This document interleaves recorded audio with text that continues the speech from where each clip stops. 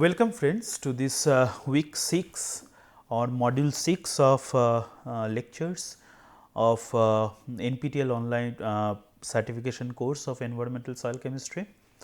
And the topic of this module or this week is basically kinetics of soil chemical process. Now, the kinetics of soil chemical process are very important if you want to understand different reactions which are going inside the soil. So, soil is a heterogeneous mixture, as you know, it is basically composed of different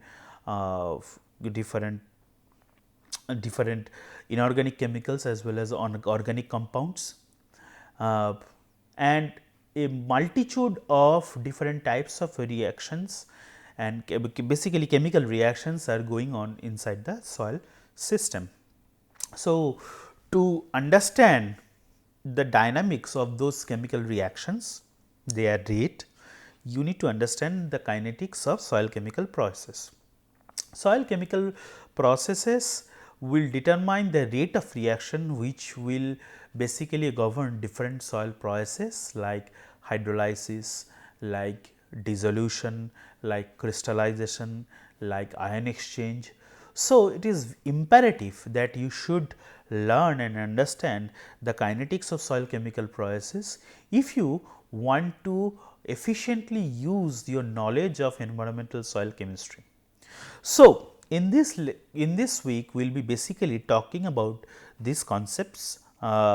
So, first of all we will be talking about rate limiting steps and time scales of soil, and then chemical reaction and rate laws.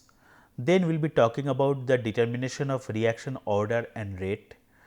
Then we will be talking about constants and kinetic models. Then we will be talking about kinetic methodologies and multiple site models. We will be talking about effect of temperature on reaction rates, and finally, we will be talking about kinetics of important soil chemical processes. So, these all important aspects will be discussed in this module. So, today we will be basically in this first lecture we will be focusing on rate limiting steps and time scales of soil, and if time permits then we will also talk about chemical reaction and rate laws briefly. So, let us start with the first let us start with the question that why it is important to study the soil chemical kinetics. Now, soil chemical processes are very much time dependent. Different processes takes different amount of time to occur. Now, to understand the dynamics of interaction of soils with different metals, oxyanions, radionuclides, pesticides, industrial chemicals and plant nutrients, and to predict their fate with time, a knowledge of the kinetics of these reactions is very important. There are several heavy metals or trace metals which are present in the soils. Oxyanions are also present in the soil, radionuclides are also present in the soil. Pesticide, which is an important organic fraction which is added by different anthropogenic activities, industrial chemicals and plant nutrients. So, these are having a dynamic and complex interaction with different soil solid and soil solution. So, to understand their interaction and to know what is their fate with time. So, that means where the metal will go from one point of time to another point of time. So, and where they will deposit. So, these fates to identify this fate of these different elements or different chemicals, the knowledge of this kinetics of these reactions are very important. Now, in the first we will be talking about rate limiting steps and time scales of soil chemical reactions. So, a number of transport and chemical reactions can affect the rate of soil chemical reactions. So, the slowest of this transport process will limit the rate of a particular reaction. So, the actual chemical reaction which we denote by CR in short, at the surface in case of for example, in case of adsorption, you know adsorption is a surface phenomena. So, the actual chemical reaction at the surface, for example, in case of adsorption is usually very rapid and not rate limiting. And basically this transport process included different 6 different processes. So, the first process is transport in the solution phase, which is basically rapid and in the laboratory can be eliminated by rapid mixing. So, you can see here this is one denotes this first process, this is transport in the solution phase. Okay. So, soil chemical reaction involves the transport in the solution phase, which is basically very rapid, and in the laboratory when we basically mix the soil with some chemical, liquid chemical with rapid mixing, then it will resemble that transport in the solution phase, as you can see here. So, the second process is known as the transport across a liquid film at the particle liquid interface, which is also known as film diffusion, and this is basically denoted here. So, the first one, that is transport in the solution phase, is denoted by E1, whereas the transport across the liquid film in the particle liquid interface is denoted by these 2. So, this is basically particle and liquid interface, and through this particle liquid interface the transport process is going on. So, these 2 are the important processes. Apart from that, the third process is transport in liquid film macropores. So, you know in the soil there are 2 types of pores, one is macropores, another is micropores. So, macropores are those pores which are having diameter of greater than 2 nanometer, and those pores which are having diameter of less than 2 nanometer are known as micropores. So, transport in, so the macropores are sometimes liquid filled or water filled. So, when the transport occurs in the liquid filled macropores, of all of which are non-activated diffusion processes and occur in mobile regions. So, transport in the liquid filled macropore basically represent non-activated diffusion processes and occur in mobile regions. So, non-activated means we do not need to produce any external energy to facilitate that diffusion. So, this is called non-activated diffusion process, and basically it occurs in the mobile region. So, you can see this is basically denoted by 3.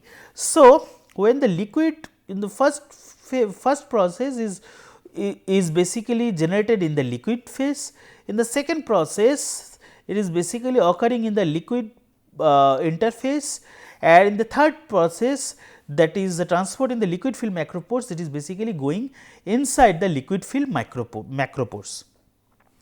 The fourth one is known as the diffusion of a sorbate along a pore wall surface, that is called surface diffusion, and this is basically denoted by 4. So, if we consider this as a pore macropore, so the diffusion of a sorbate along pore wall surface is called surface diffusion. So, you can see this is basically diffusing along the pore wall of the surface. So, it is an example of surface diffusion. The fifth one is diffusion of sorbate occluded in the micropores which are less than 2 nanometer, that is called pore diffusion. So, if this is considered as a macropore, if this is a macropore, this is an example of micropore. So, soil contain both macropores and micropores. Macropores are having a diameter of greater than 2 nanometer, whereas micropores are having a diameter of less than 2 nanometer, and this diffusion is another transporting process where the diffusion in the micropores is another important transporting process in the soil, and basically the diffusion occurs for sorbate which is occluded in micropores. So, basically occluded means it is basically attached to the micropores. And the sixth one, the final one, is basically diffusion process in the bulk of the solid all of which are activated diffusion process. Now, you see here, this is basically the solid phase. Now, if the diffusion occurs inside the solid, it is basically called the diffusion inside. So, it is basically an activated diffusion process. You need to put some energy to make it happen. So, this is an activated diffusion process in the bulk of the solid, which basically so this is another important transportation process in the soil.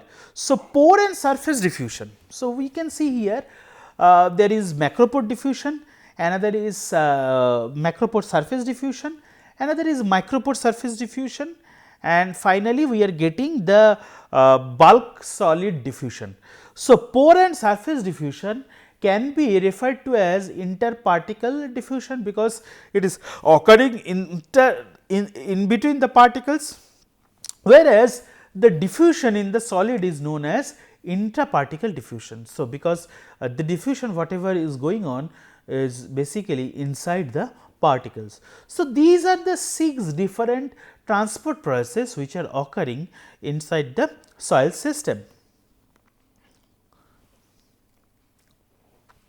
So, this is again a bigger picture of this thing. This is basically transport in the soil solution. Now, we can facilitate this by mixing in the laboratory, by rapid mixing in the laboratory.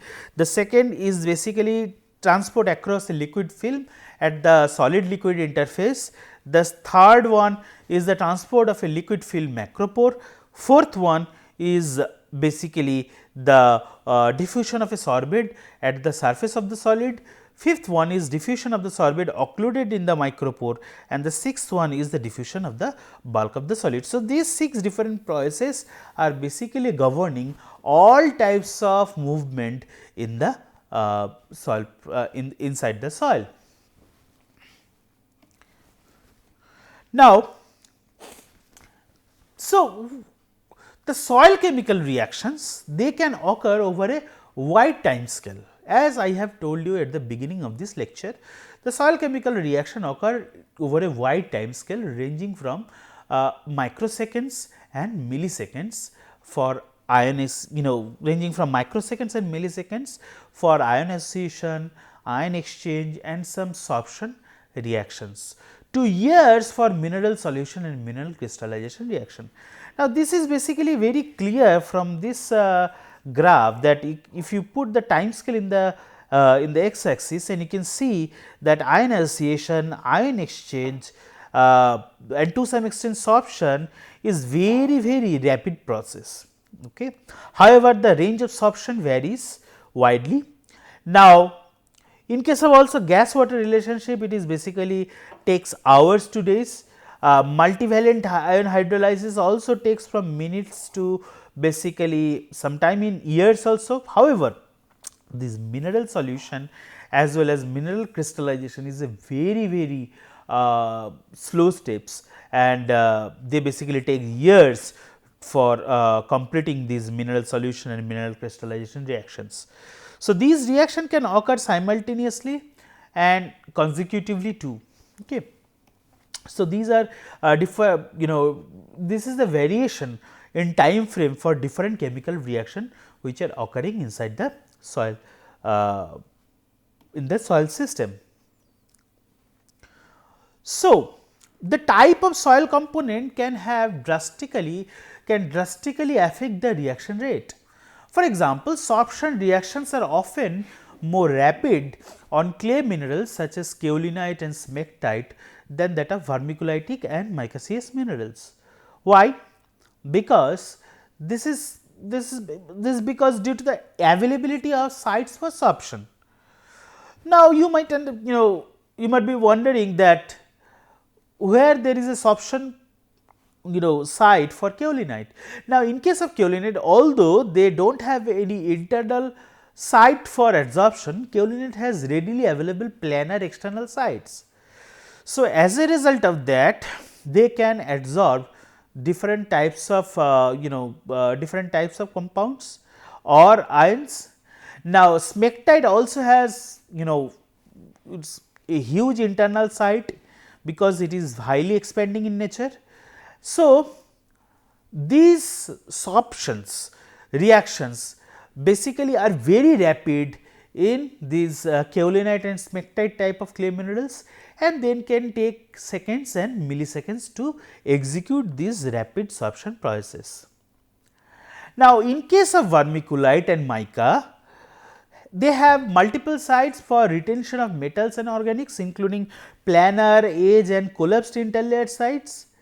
However, sorption and desorption reaction on these sites can be slow, tortuous and mass transfer controlled. So, they are basically, in case of vermiculite and in case of mica, their interlayer space is almost collapsed because of the presence of very small cation, that is potassium. As a result of that, their sorption and desorption reactions on this type of soils can be slow, tortuous and mass transfer controlled. Now, apparent equilibrium may not be reached even after several days or weeks. So, you can see what is, how this time frame is differing from kaolinite and smectite to vermiculite and mica. Now, sorption can involve 2 or 3 different reaction rates. One is high rates of external site, second intermediate rates on edge sites and low rates on the interlayer sites. So, depending on what type of site it is, either it is external site or internal site or edge, the rates basically varies. Okay. Now, in case of kaolinite, these all the surface are almost external. So, obviously, they show high rate of reaction. Okay. So, or high rate of transport. Now, let us discuss another important aspect, that is the chemical kinetics, and also we will be discussing about the kinetics also, general kinetics also. Now, chemical kinetics can be defined as the investigation of chemical reaction rates and the molecular processes by which reaction occur where transport is not limiting. Again, it is very important that it is basically the investigation of chemical reaction rates and the molecular process by which reaction occur where transport is not limiting. So, given transport is not limiting, it is basically the rate of reaction which is occurring inside the soil, whereas kinetics is the study of time dependent process. Okay. Now, it is difficult to study the chemical kinetics in case of homogeneous solutions, and when the when one studies heterogeneous systems such as soil components and particularly soils, which is the difficulties are very much increased. Given that the chemical kinetic study in the homogeneous system or homogeneous solution is difficult, it will be much difficult in case of heterogeneous system like soil. So, it is extremely difficult to eliminate the transport process in the soil because they are mixture of several inorganic and organic absorbers. So, it is also very difficult to eliminate the transport processes. So, these are some of the consideration when we talk about the chemical kinetics. Now, the rate laws, there are two important reasons for investigating the rates of soil chemical processes. What are those two reasons? The reasons are, first of all, to determine how rapidly reaction attains the equilibrium, and to infer the information on reaction mechanism. So, not only to determine the rate of reaction, but also the information on reaction mechanism, we need to investigate the rates of soil chemical process. So, one of the most important aspects of chemical kinetics is the establishment of a rate law. Okay. So, we will be discussing now the rate law. So, what are the rate laws? So, by definition, a rate law is a differential equation. Okay. So, if we consider this reaction where these two are the reactants and these two are the products. So, the rate of the reaction is basically proportional to some power of the concentration of the reactants A and B. So, these are reactants A and B. So, the rate of reaction will be proportional to some power of the concentration of both A and B or other species like C or D etc., in the system. Now, here you can see we are using small a, small b, small y and small z. These are basically stoichiometric coefficients. We have defined stoichiometry previously. Now, the power to which the concentration is raised may equal to 0 in case when the rate is independent of that concentration, even for reactant A or B. So, sometime when the rate is independent of the concentration of the reactants, then the power of the concentration may be equal to 0. So, let us see the laws. So, you can see here rates are expressed as a decrease in reactant concentration or an increase in product concentration per unit time. We will be seeing this example very frequently. So, again the rate in case of rate laws, the rates are expressed as a decrease in reactant concentration. So, it is negatively signed and an increase in product concentration per unit time. So, for the previous equation which you have just saw, the rate of reactant A above, which has a concentration at any time t, is basically can be expressed like this, and a negative sign says that is decrease in reactant concentration. So, while the rate with which the product Y is generating having a concentration of this Y bracket at time t is basically dy plus dy by dt, because this is an increase showing the positive sign showing the increasing process, and this negative sign is showing the decrease in the reactant concentration. So, the rate expression for this equation 1 is basically can be expressed in terms of dy by dt equal to minus dA by dt, which can be represented by this, where k is a rate constant, alpha and beta are the order of the reaction with respect to reactant A and reactant B. Now, this alpha is known as the partial order for A and beta is known as the partial order with respect to reactant B. Now, these orders are experimentally, remember that these orders are experimentally determined and not necessarily integral numbers. Okay. So, from the equation 1 where A and B is reacting to produce the Y and Z, then using the rate laws we can define the rate of change of the reactant concentration and rate of change of increase in product concentration by using this equation, where k is basically rate constant and A and B concentration having the power of alpha and beta, where alpha and beta are the corresponding partial order.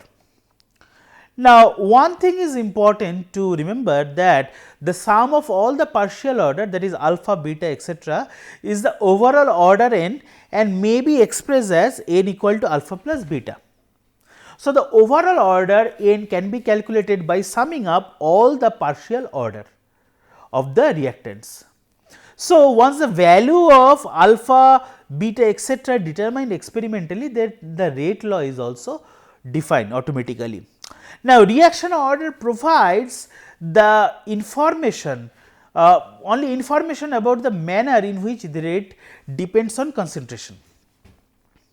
Now, order does not mean the same as molecularity, which concerns the number of reactant particles entering into that elementary reaction. Now, what is elementary reaction?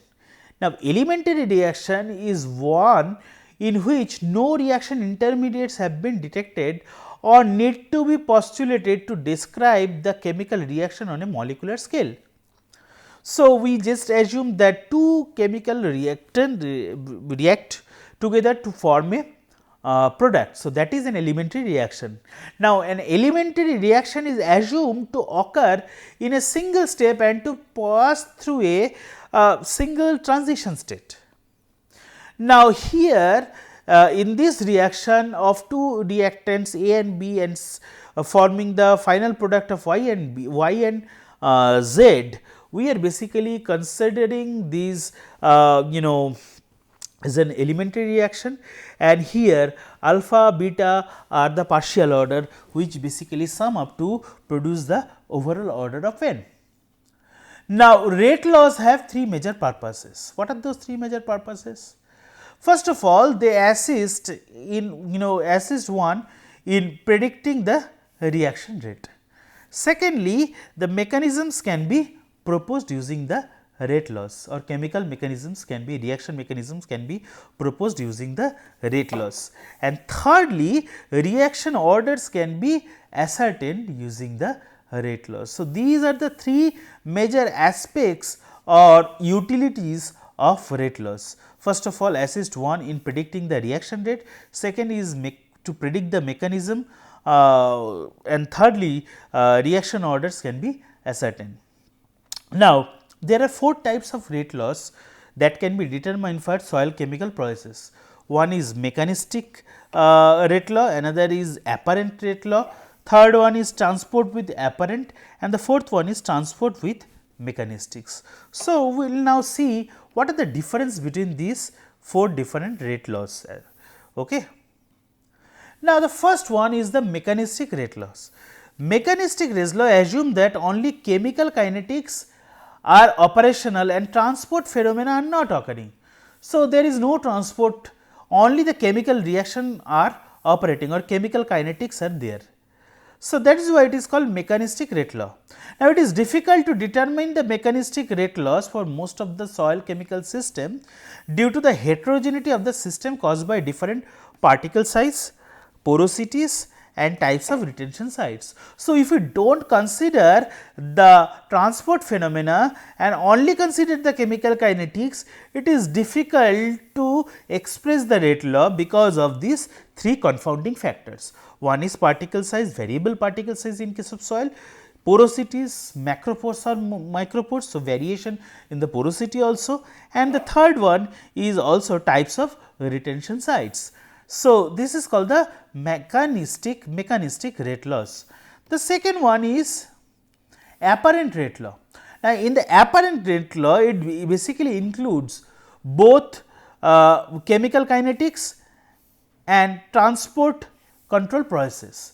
So, it basically consider both chemical kinetics and transport control process. So, the mechanistic rate law did not consider transport control process, however, apparent rate law consider the transport control process along with the chemical kinetics. Now, apparent rate laws and rate coefficients indicate that diffusion other microscopic transport processes affect the reaction rate. So, obviously, according to these apparent rate laws, these reaction rate is dependent on the diffusion transport process as well as other microscopic transport processes, because if this diffusion of the chemicals are not occurring, then the chemical reaction will not happen.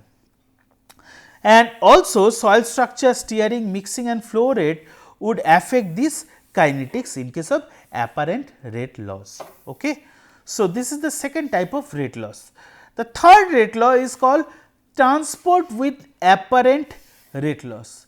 So, it is basically the transport with apparent rate laws basically focused on or emphasized on transport phenomena, and it basically assumes a first or say 0 order reaction. Okay. Now, transport with mechanistic rate laws, this is the fourth and final one. It basically describes simultaneously the transport control and chemical kinetics phenomena. So, it basically define both simultaneously both transport control and chemical kinetics. So, from the physics point of view, they basically define this transport control process, and simultaneously from the chemical kinetics also chemical point of view also chemistry point of view also they express the chemical kinetics. So, these four different types of rate laws which we generally apply. Now, before discussing the next phase in details about the rate laws, we need to understand the difference between first order and second order reactions. So, a first order reaction rate depends on the concentration of one of the reactants. So, the rate of reaction here basically depends on the concentration of one of the reactants.